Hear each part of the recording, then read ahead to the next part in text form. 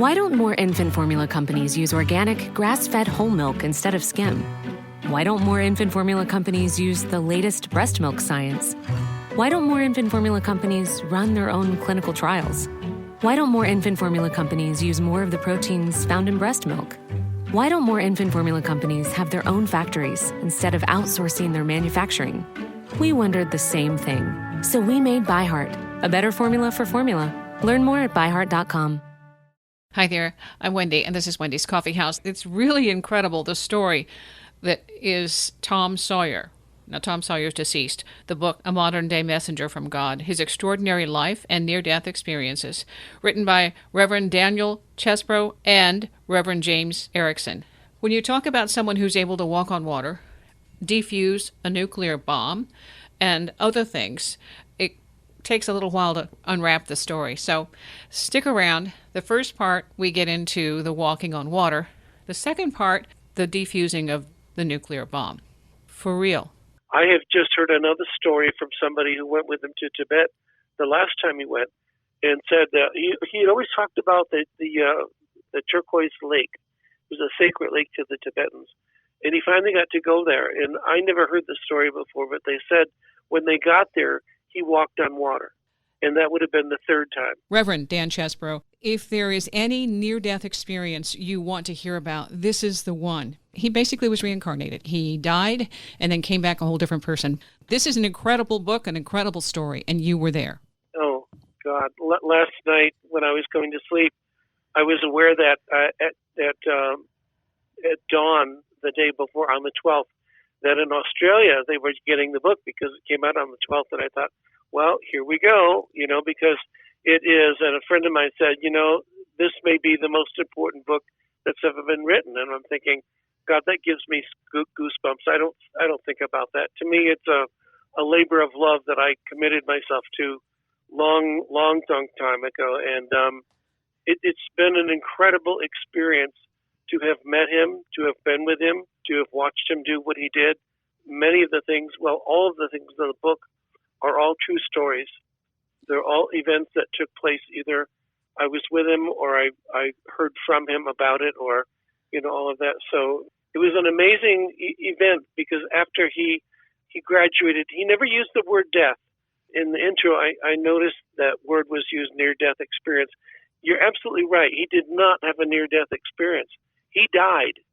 He died. He didn't believe in God before he died, thought Jesus was a fairy tale. So when he was crushed to death under that pickup truck full of firewood, went unconscious, and he said, that's when it felt like I woke up. And it was in total blackness, which meant pure love, because that's what God is. And then God imagined light, and then he saw a point of light. So it was an incredible journey for him to come to terms with meeting God and having a conversation in which God reminded him. He said, well, Tom, we have a contract. You agreed to die at 33 because the world is on the verge of thermonuclear war, and because of free will, I cannot be involved. I cannot invade that sacred space. So he spent his time the next, 30 years or more, in various ways preventing nuclear wars and fulfilling the three things that basically God instructed him to do. He said, one, teach people that death does not exist, stop nuclear war, which could begin in the Middle East, and promote the priesthood, because in the very beginning of the last New Age, Pisces, it was to be available to men and women, and then, of course, the men took it over in different religions and wars and all that craziness, So he did a lot to help to promote the work that's been done. Several years before he did graduate, as we call it, he called and he said, what are you doing? I said, I'm cleaning the house. He said, well, if both you and I died right now, we've done our work. And I hadn't written any books yet or done a great deal of traveling.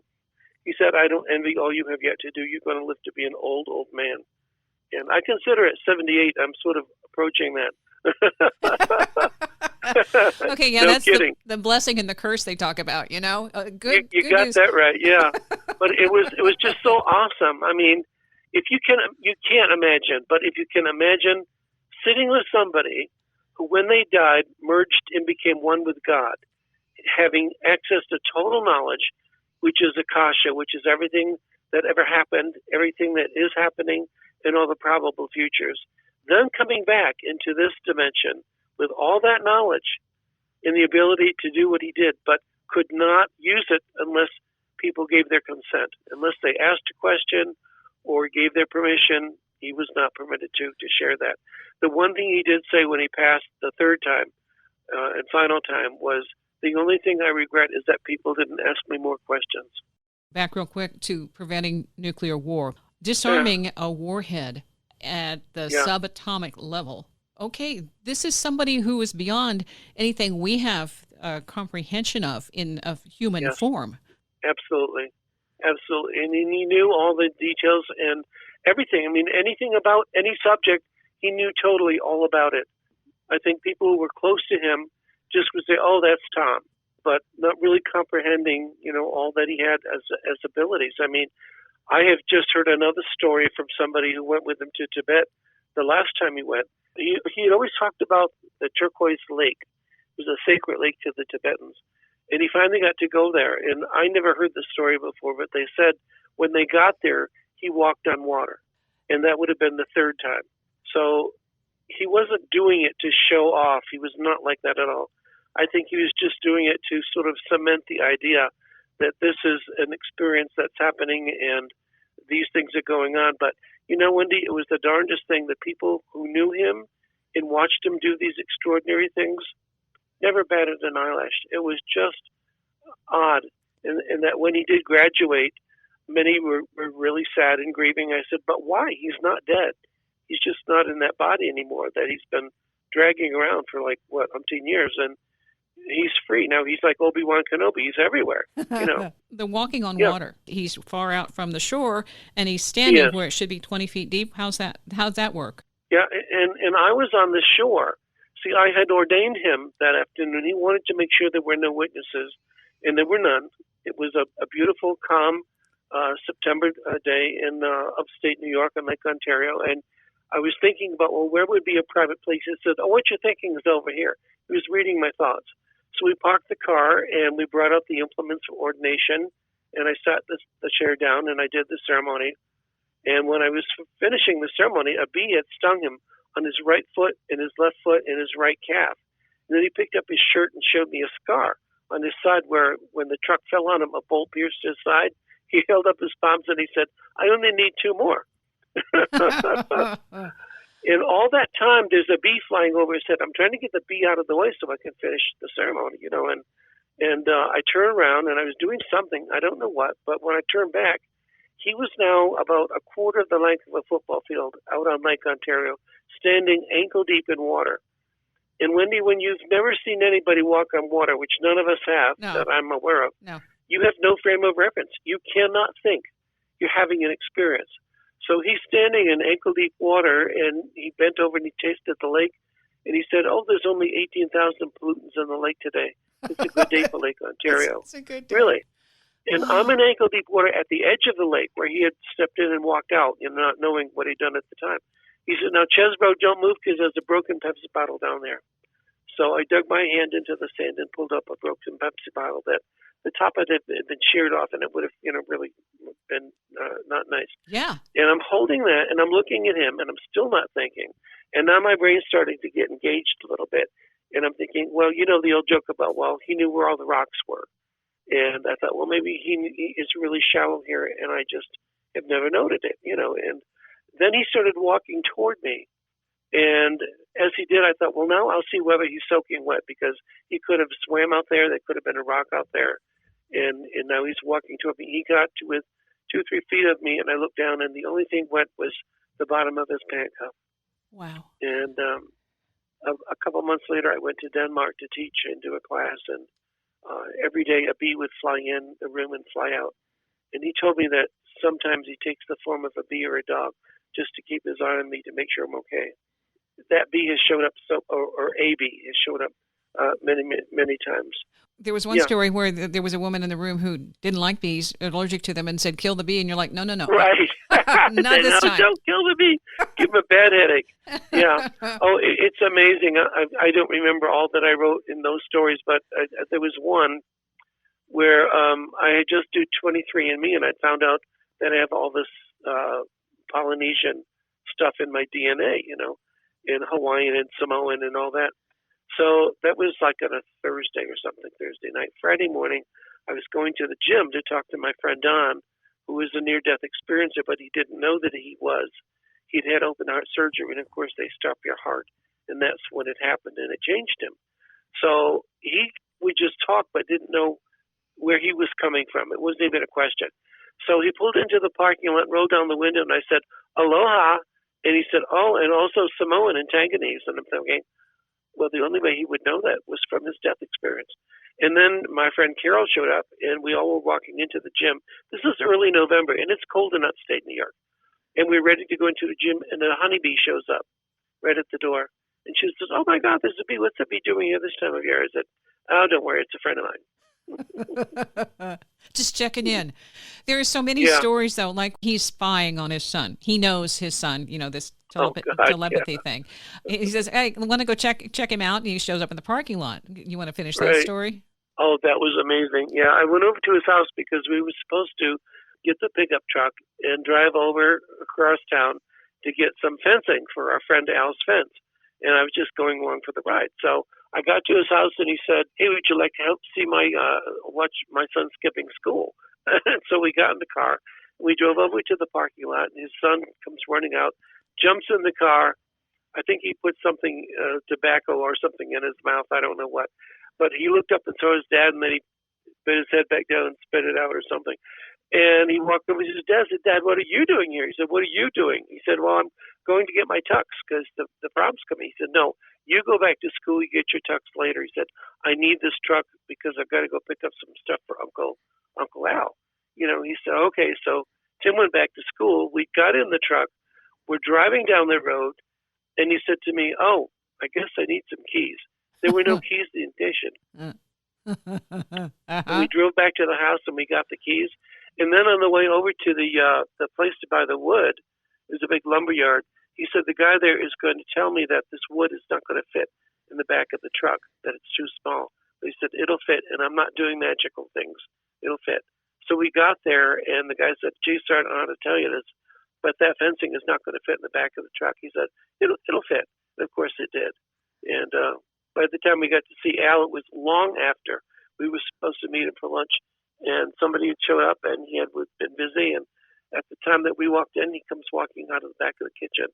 So the three of us sat down, and Al was another near-death experiencer. They were like brothers, the two of them, but not with the same abilities that Tom had. Nobody had that. Well, Tom, he saw a lot when he was out at the first time anyway, and came back with extraordinary knowledge. And when he refers to God, it's a she, he. It isn't. There's really not a label to put it male or female. It was amazing because when he said, well, "What did God look like?" He said, "There's not a face.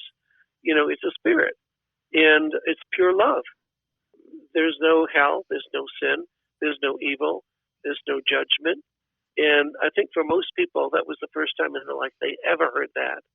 But having been with him and seen what he'd done, there's no reason why you wouldn't totally accept what he was saying. People would constantly ask about suicide and, "Well, what about this and what about that?" He said, "No." He said, "If there were a sin, it would be deemed suicide, but there is no sin."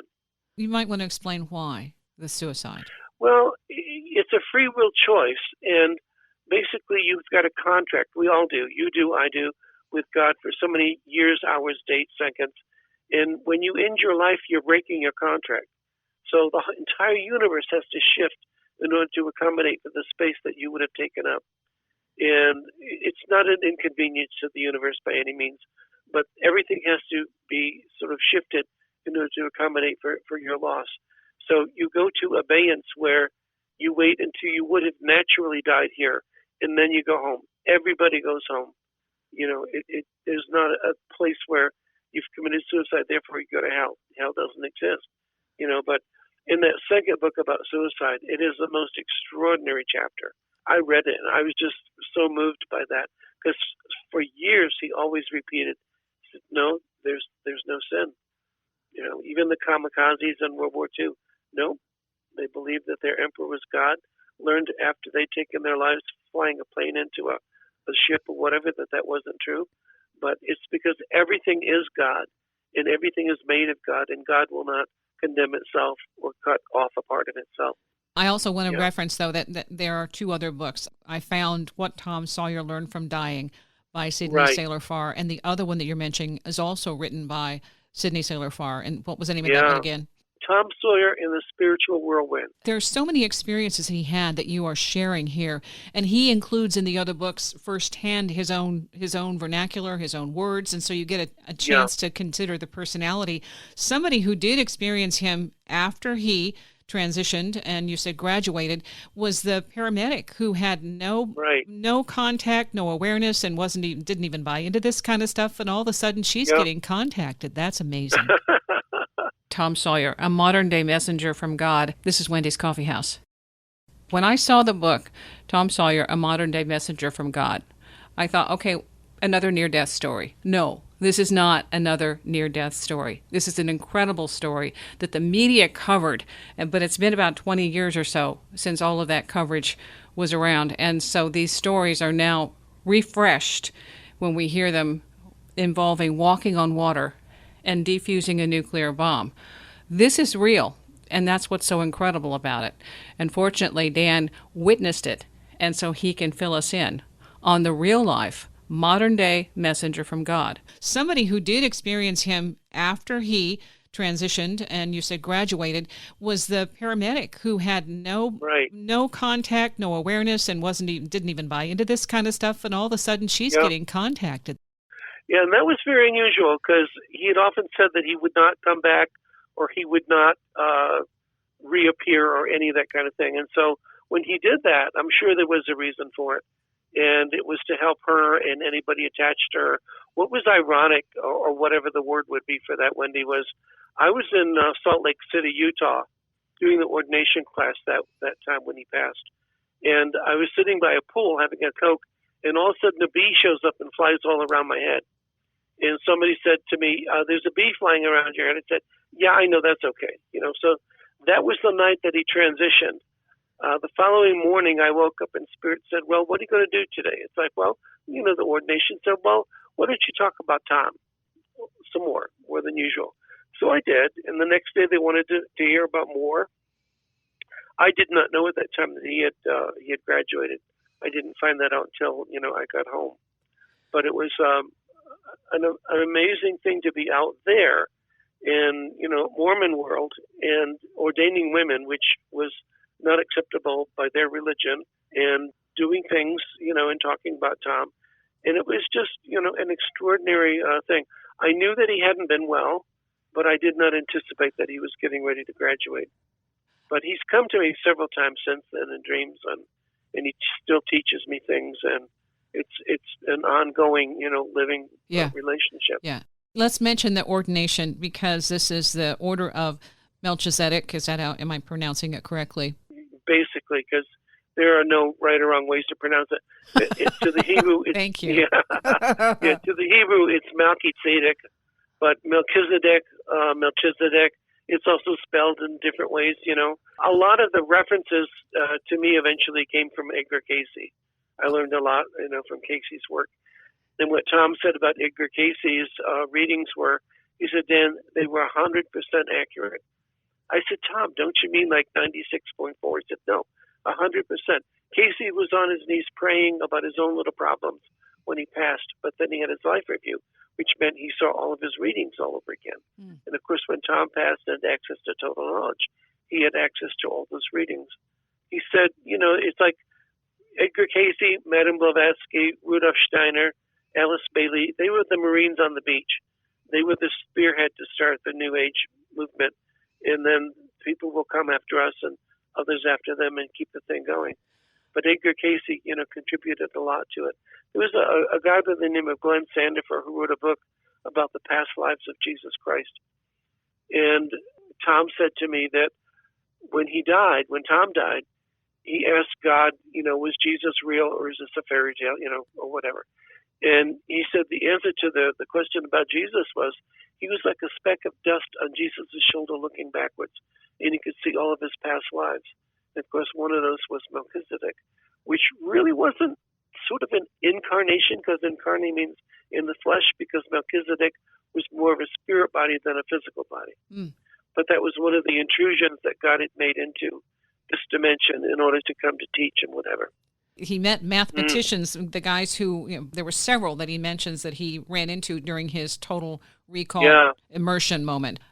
I mean, he knew more than the greatest physicist currently on the planet, or even the fellow who just passed not long ago. I would have loved to have seen the two of them sit and have conversation. It would have been extraordinary. I wouldn't have understood a word, but just to see Tom and that fellow together chatting and talking, because he would have had all the answers to all his mathematical formulas. You're referencing Stephen Hawking? Yes, I am. He says he knew this information, but he could not address it unless they ask a question. And even then, someone who has that giant ego that usually goes along with being incredibly intelligent isn't always going to ask a question of a lower subject. As you know, that's right. You're just a commoner. I really don't think I can learn anything from you. But he had the information, and when asked, he provided it.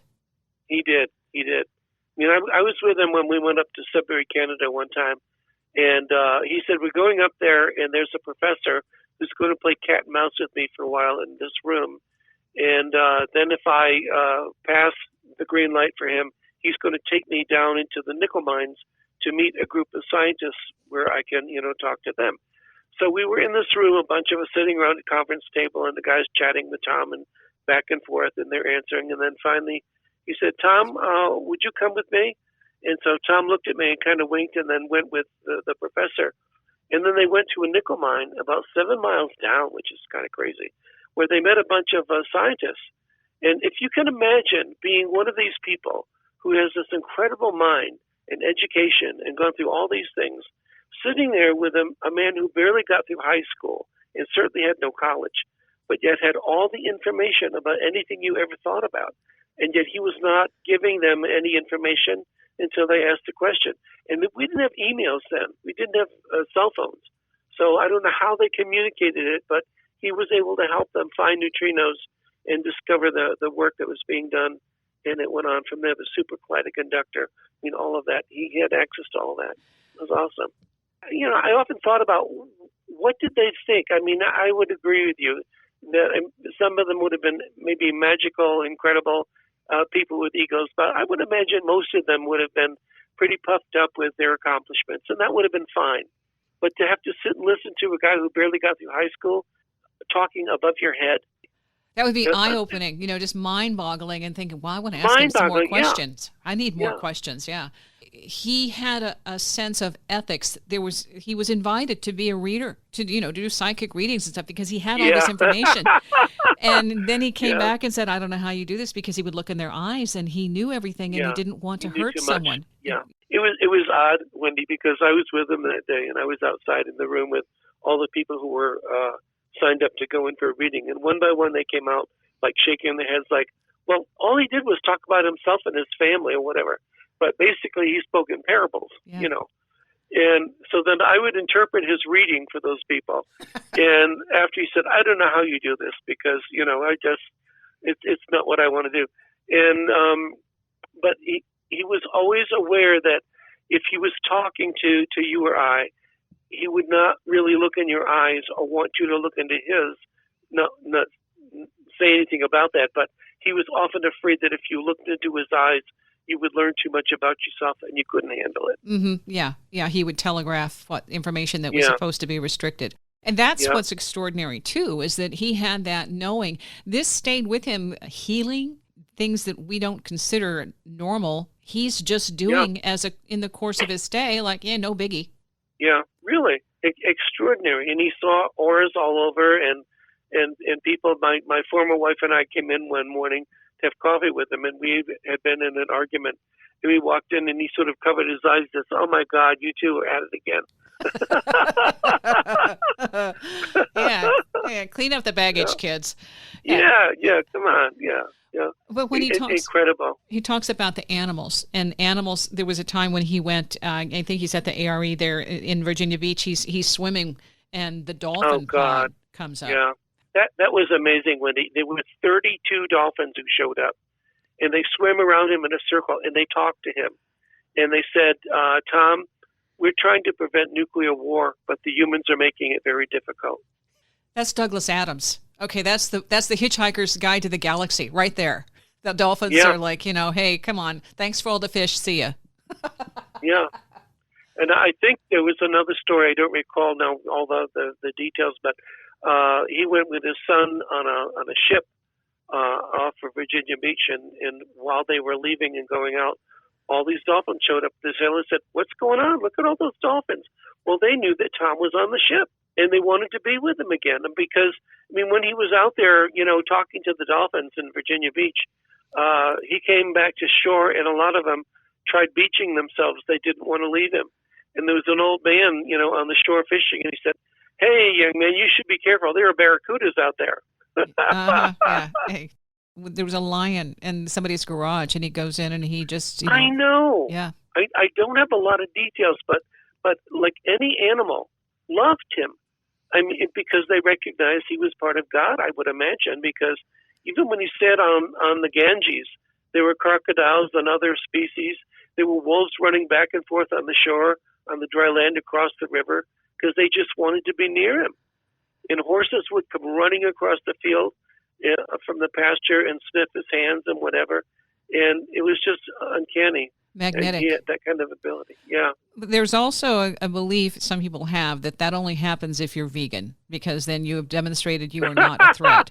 But he had liver and onions. I thought, okay, liver and onions, that means he's not vegan. So you want to... I'm glad you brought that up, honey, because, we would go out to dinner once in a great while. We hardly ever saw each other. But when we did, we would go out sometimes have dinner, and we would order out liver and onions, and he would laugh and he'd say, "Everybody thinks that we are such purists that we don't eat meat or we don't do this." And he said that's just not true. But yeah, we enjoyed liver and onions in conversation. In fact, that night that we were at this diner having liver and onions, we had come back from Tibet, and I had heard him that he had been lecturing in Harrisburg, Pennsylvania, about the fact that I was on the verge of dying on the plane when I had that experience. Yes. And I thought that trip, Wendy, was a half an hour from Nepal to Lhasa. He said, "No, Dan, it was 3.5 hours." So I have a 3-hour blank in my memory about whatever was being done or whatever while I sat and looked out the window. Neither did I know that I was on the verge of dying. And he said to me the only reason he went on the trip was because Spirit had spoken to him and said, "Well, he's asked to come home, and unless you go on this trip, we're going to come and pick him up." And that's why he went on the trip. There's another case where he was on the verge of dying because of the anesthesia. And so he made a call and said, "Hey, I need you to be there for me." That was pretty awesome. He didn't want anybody to know the hospital or the situation that he was going into. He was going in for some spinal surgery. And so I had a class to hold down in Louisville, Kentucky, around Berea. And I'm in a plane flying down there, and Spirit said to me, "Go out to the place where he sat on top of the mountain, and you can sit there, and you can keep him here." And so I never told anybody. The plane landed, and I was at Sydney's house. And she said, "Well, let's call Tom. He's probably like a kid before Christmas." And so we did. And he said, "Chesbro, what you were told in the airplane, yes to all that, but don't let anybody know what you're doing. Don't tell anybody." So in the morning, it had been raining. I borrowed Bruce's car, Sydney's son, drove around, got lost, found the place, and it had been a place where he had been months before and sat on top of a mountain on a boulder. And he admired the view from there. So I finally found the mountain. I got up on top of the thing, and I looked over, and there was a boulder there on the edge. And I'm kind of afraid of heights, so for me to sit on that boulder was quite an accomplishment. Yeah, I understand. Really. Uh-huh. But somebody had spray painted a 5-pointed star on the stone. And it's like, well, X marks the spot. Sit here. So I sat there, and then I put my mind into the hospital room. There were 4 angels protecting the 4 directions. He was on his belly. They started the incision, and he flatlined. He died. So I moved from the boulder to the top of the mountain. I clung to it, and I breathed for him, and I sang to him, and I put gold and blue light into the wound. And then his flatline ended, and he came back. And they said, "Oh, he's going to be fine now. You can leave." So I left. And, of course, you're thinking, am I imagining this, or is this really happening? Yeah. Well, I got back to Sydney's house, and she said, "Well, let's call Tom's wife and find out how he's doing." So she had been with him when he came out of recovery. And she said, yeah, it said the darndest thing. He said, I was with Dan on top of the mountain, but why'd the son of a bitch move? Isn't that something? Yeah. My God. Yeah. I like the view. And it was after that he got ordained. Oh, yeah. I mean, just incredible. Just he shared so many things. He wouldn't go on and on about details, but a lot of times he talked about times that we had been incarnate at the same time together and places we had gone, which I don't have any memory of. Like you were saying, he did. Glastonbury, and you were his teacher at that point, and now he was the teacher in this incarnation. Yeah, he said to one of my friends it was an honor for him to teach his teacher. There's a part in there when it talks about the souls, old soul, young soul, all that, and it's just like, no, that this is the ego or the personality that comes here in this physical form. My own stuff, I got the soul is A to Z, and what incarnates, like for me, is W. That's how big our soul is, and it doesn't all end up being here. We're just a tiny portion of it as we go through this drama. Yes, you're right. Because actually right now as we speak, portions of us may also be living as a different gender and a different race in a different part of the world, having an expression. And what they learn is all fed back to our soul, and it all goes back to God. So God's expressing itself in a myriad of ways. One of the last lessons that Tom taught me about a few months ago was, he said, Dan, there is no time. Time does not exist. There's only God. And he said the universe is full of universes, and there's an infinite amount. And it said in Scripture, in my Father's house are many mansions. Yes. Well, that's what that was talking about. There are many universes, yeah. There's one and the universe is constantly in a state of creation, yeah. There's one portion where he does mention alternate dimension. I was supposed to die in an alternate. Do you remember that one? That's right. That was funny. Yeah. I mean, it was really odd. My former wife and I were going to meet him for coffee, and we walked in, and I'd only seen him in a suit and tie maybe 2 or 3 times all the time I knew him. He was very casual. And he was sitting at a table with a shirt and tie on and a jacket, and he was praying over a cup of coffee. I thought, oh my God, is it that bad? So I walked over and I said, what are you doing? He said, well, in a parallel universe right now, I would have died. And that's the first time I believe I remembered hearing him talk about that. But then recently he told me about the many universes that there are, an infinite amount. So he had the ability, Wendy, to multiple locate, not just bilocate, which for some people like, wow, that's incredible. He could be in many places all at the same time and experience everybody in those places and then bring it all together. That's how he defused the bomb. Yeah. Dan Chesbro. Come back for part 2 of Tom Sawyer, Modern Day Messenger from God. Thanks for listening.